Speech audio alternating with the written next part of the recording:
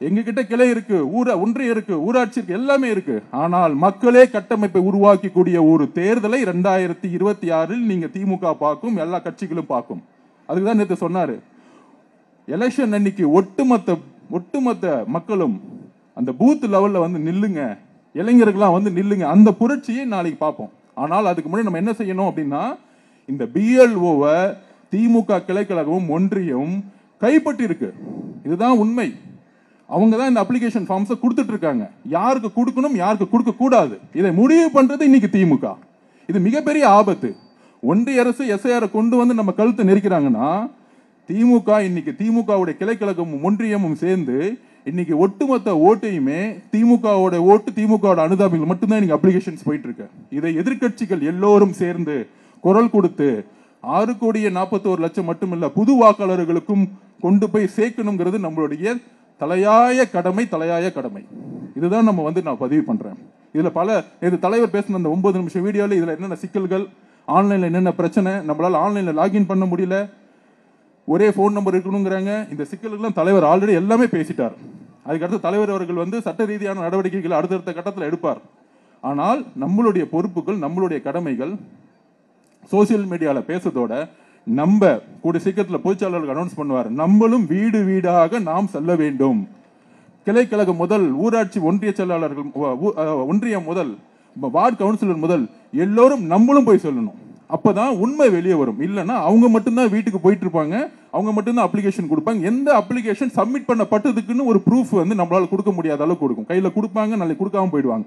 ஏன்னா இதை ஏன் சொல்றேன்னா, ஒரு சாதாரண விவசாயிகளுக்கோ ஒரு சாதாரண நெசவு தொழிலாளிகளுக்கோ இதுல இருக்க சிக்கல்கள் தெரியாது. மிகப்பெரிய சிக்கல்கள் இந்த அப்ளிகேஷன்லயே சிக்கல்கள் இருக்கு. ஸோ இதுக்காக நம்மளோட கட்சி வீட்டுக்கு நம்ம எப்படி வந்து முதல்வர் வேட்பாளர் ஒரு பிரச்சாரத்தை உருவாக்கணுமோ அதே மாதிரி ஒரு பிரச்சாரத்தை நாம் உடனடியாக உருவாக்கணும். வீடு செல்லணும், அப்ளிகேஷன் கொடுக்கப்பட்டதாங்கிறத பார்க்கணும்.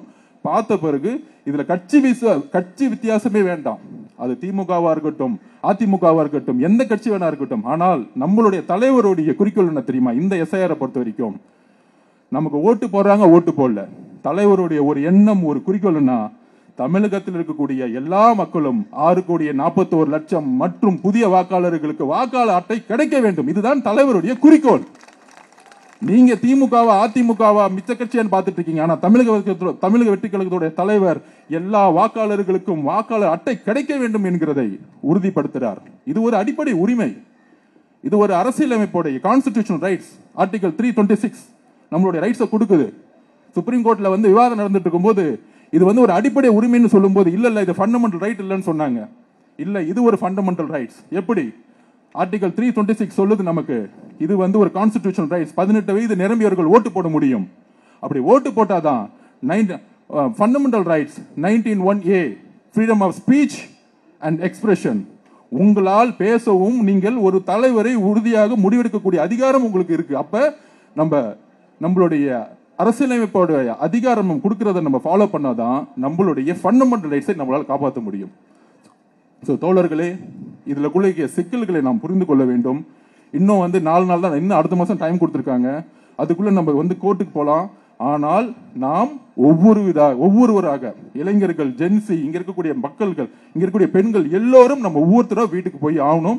அதுல வெரிஃபை பண்ணி 6,41,00,000 பிளஸ் இருக்க புதிய வாக்காளர்களும் நாம் இந்த வாக்காளர் அட்டையை வாங்கி கொடுக்க வேண்டிய பொறுப்பும் நம்ம கிட்ட இருக்கு. அந்த பொறுப்பை செய்வோம். இந்த பொறுப்பை செஞ்சிட்டாலே தலைவர் அவர்கள் இயற்கையாவே முதலமைச்சர் ஆயிடுவார். இதை நாம் உறுதிப்படுத்துவோம். நன்றி, வணக்கம்.